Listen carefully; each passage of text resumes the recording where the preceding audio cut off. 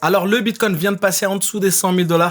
Et donc, comme c'est souvent le cas, il y a certains qui commencent déjà à crier à l'arnaque, au scam, au Ponzi. Donc, aujourd'hui, les amis, je vous propose de répondre à cette fameuse question. Est-ce que le Bitcoin ne serait pas tout simplement la plus grande pyramide de Ponzi de l'histoire? On va analyser tout ça calmement. Est-ce que le Bitcoin est vraiment une arnaque ou est-ce que l'histoire est plus complexe que ce que certains pensent? Parce qu'encore une fois, il y a tout un tas de critiques qui répètent depuis des années, c'est un Ponzi, c'est un investissement sans valeur, donc par définition un Ponzi. C'est un système pyramidal. Les gens se font aspirer dedans. Il y a même certains qui vont dire que c'est une monnaie ratée, une monnaie de singe, un Ponzi à ciel ouvert. Bref, vous l'avez compris, les accusations sont fortes.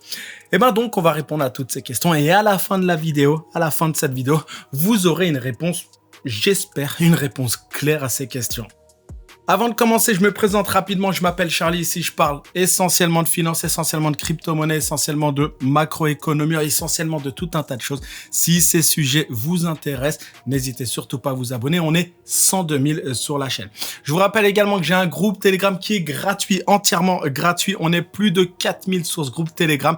Je vous mets le lien en description. Dessus, j'y partage tout un tas d'informations. N'hésitez surtout pas à en profiter. Comme je l'ai dit, c'est gratuit. On commence. Alors, avant de commencer, ce que je vous propose, c'est de répondre à la question déjà, c'est quoi un Ponzi? Qu'est-ce que c'est exactement? Un Ponzi, c'est un système où une personne ou une organisation promet à tout le monde des gains énormes et rapides. Sauf qu'au lieu de créer de vrais profits, le système utilise l'argent des nouveaux investisseurs pour payer ceux qui veulent retirer leur argent. Pour faire simple, rien n'est réellement investi. Et le pire, c'est que ces arnaques peuvent durer longtemps, même très longtemps. Les escrocs fabriquent de faux documents, de fausses performances, des rapports trompeurs, tout ça pour faire croire aux gens qu'ils gagnent beaucoup plus qu'en réalité. Et pendant ce temps, celui qui dirige le Ponzi, lui, il se met très bien. Nouvelle maison, belle voiture, voyage de luxe, nouvelle montre, enfin, tout un tas de choses. Il profite pendant que les autres se font avoir. Les pyramides de Ponzi, les amis, il faut savoir qu'elles sont gérées par des criminels sans scrupules. Ils détruisent des familles, des retraites et souvent la vie entière de ceux qui leur font confiance. Et même si chaque Ponzi a sa propre façade, ils ont tous les mêmes points communs. Une personne au sommet qui contrôle tout, la promesse de rendement élevé et régulier, souvent dans un délai très court au passage, et surtout, si ça semble trop beau pour être vrai, c'est que c'est forcément un Ponzi. Mais en tout cas, ce qui est très important, c'est que à la fin, il n'y a aucun investissement réel. Juste un système où l'argent des nouveaux arrivants sert à payer les plus anciens. Maintenant, à quoi ressemble une vraie pyramide de Ponzi dans la vraie vie? Quelques exemples qui ont piégé malheureusement des milliers de personnes. Le premier, c'est Charles Ponzi, l'homme qui a donné son nom à ce type d'arnaque. En 1919, après avoir déménagé aux États-Unis, il découvre qu'il peut acheter des timbres à l'étranger et les revendre un petit peu plus cher aux États-Unis. Sur le papier, bien sur le papier, ça ressemble à un business d'arbitrage légal, pas de problème. Sauf qu'au lieu de faire ça honnêtement, Ponzi promet aux investisseurs 100% de gains en 3 mois. Aucun timbre n'est vendu, aucun profit réel n'est généré. Il se contente d'utiliser l'argent des nouveaux venus pour payer les anciens et d'en garder une grosse partie pour lui. Alors au sommet de son arnaque en 1920, il avait collecté plus de 10 millions de dollars, soit environ 148 millions de dollars en valeur actuelle. Énorme. Ensuite, un autre Ponzi, j'ai même envie de dire l'auteur du plus grand Ponzi de l'histoire, il y a Bernie Madoff. Madoff, c'est pas un inconnu, il était président du Nasdaq et avait des décennies d'expérience à Wall Street. Alors, il promettait à ses clients des rendements réguliers de 12%, même quand le marché allait mal. Mais en réalité, il n'y avait aucun trade, aucun profit réel, juste des relevés falsifiés et toujours le même mécanisme.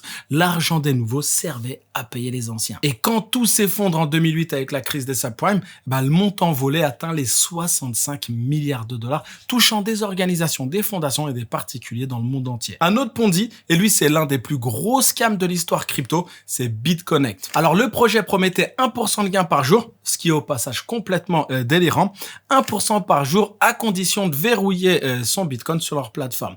Ils prétendaient avoir un bot de trading secret qui générait des rendements. Mais en réalité, il n'y avait aucun bot, juste un Ponzi classique qui utilisait l'argent des nouveaux utilisateurs pour payer les anciens.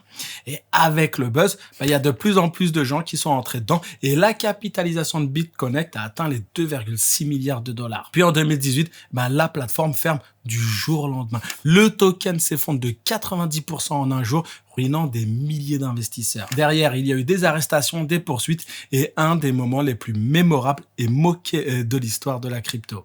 Hey, hey, hey. Hey, hey, hey. What's up, Bitcoin?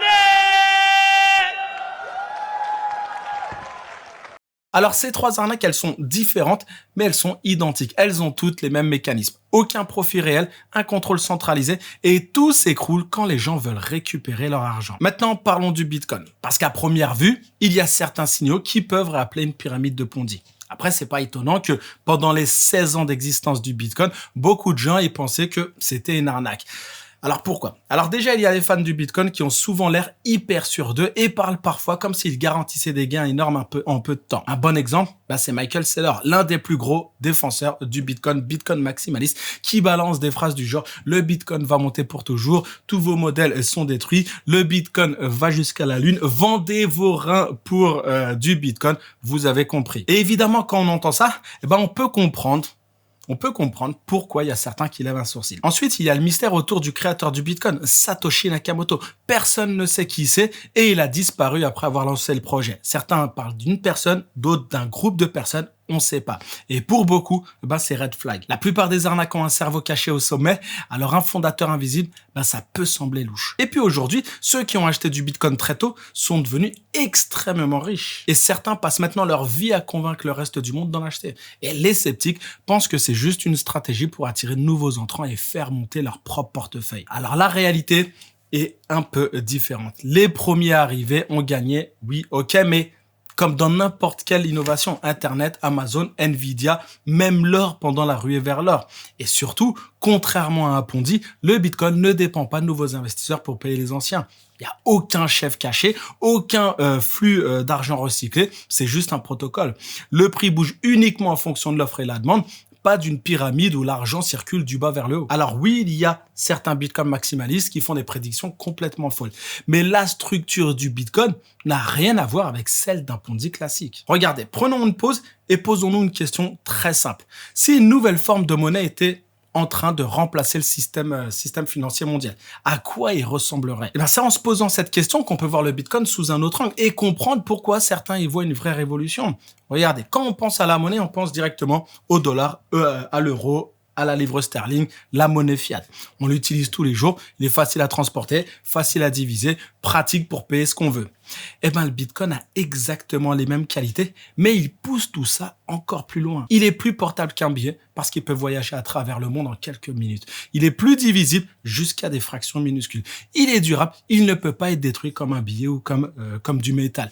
Il est résistant à la censure, personne ne peut bloquer une transaction. Il est rare, la quantité totale est limitée à 21 millions. Quoi qu'il arrive. Et même si certains passionnés du Bitcoin peuvent paraître un peu trop enthousiastes, leur conviction repose sur une idée simple.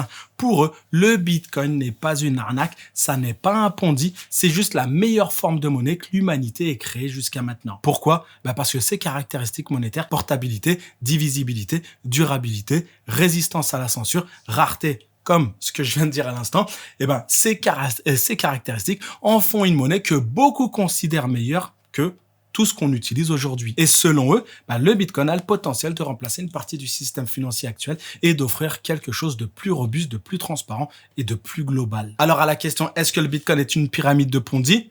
Il suffit de comparer les deux. Qui contrôle déjà? Dans un Ponzi, il y a toujours une personne ou un petit groupe au sommet qui dirige tout. Le Bitcoin, lui, a été créé par Satoshi Nakamoto, mais il a disparu juste après le lancement. Aujourd'hui, le Bitcoin tourne comme un logiciel open source, sans chef, sans patron, sans contrôle centralisé. C'est totalement décentralisé. On peut parler des promesses de gains. Un Ponzi promet des rendements élevés, réguliers, garantis. Le Bitcoin, lui, il promet rien du tout. Le prix bouge beaucoup. Il y a du risque comme pour n'importe quel actif. Il y a le sujet de la transparence. Un Ponzi fonctionne dans le secret avec de faux documents et des comptes cachés. Le Bitcoin, c'est l'inverse. Tout est public. Chaque transaction est visible en temps réel sur la blockchain, vérifiable par n'importe qui. Autre point, d'où vient l'argent? Dans un Ponzi, les anciens investisseurs sont payés avec l'argent des nouveaux. Le Bitcoin, lui, paye personne. C'est juste un actif sur un marché libre. Tu gagnes seulement si quelqu'un décide d'acheter ton Bitcoin volontairement. Personne n'est obligé. Il y a le sujet des statuts légal. Les pyramides de Ponzi sont illégaux et finissent presque toujours par de la prison. Le Bitcoin, lui, est reconnu par la SEC comme un actif numérique légal, un digital commodity. La liquidité, dans un Ponzi, quand tout s'écroule, les victimes ne peuvent plus retirer leur argent. Avec le Bitcoin, tu peux vendre ou transférer tes fonds 24 heures sur 24, 7 jours sur 7, en quelques secondes. Donc, au final, même si le Bitcoin peut parfois parfois donner l'impression de ressembler à un Ponzi, sa structure, son fonctionnement et sa transparence n'ont absolument rien à voir avec une pyramide, avec une arnaque pyramidale. Alors, quelle est ma conclusion? Quand on compare point par point, c'est assez clair. Le Bitcoin ne coche aucun des critères d'une pyramide de Ponzi classique. Des gouvernements, des entreprises cotées, des sociétés privées et des millions de personnes dans le monde en achètent tous les jours. Pourquoi? Parce qu'ils pensent que ces propriétés monétaires sont solides et que pour beaucoup, c'est un meilleur actif que tout ce qu'on a aujourd'hui. Est-ce que je pense que c'est une bonne idée d'en acheter? Oui, clairement, je m'en suis jamais caché. Mais j'ai pas besoin que tu en achètes pour que le prix monte. Ce qui compte vraiment, c'est que tu prennes le temps de comprendre ce qu'est le Bitcoin et que tu décides toi-même s'il mérite une place dans ton portefeuille. Maintenant, si tu veux en savoir plus, si tu veux aller plus loin, j'ai créé une formation complète, une formation gratuite encore une fois, complètement gratuite, que je te mets en description. N'hésite surtout pas à en profiter. J'espère que cette vidéo vous a plu. Si c'est le cas, n'hésitez pas à me le faire savoir en commentaire. Vous pouvez liker la vidéo, donnez-moi de la force. Prenez soin de vous et à demain.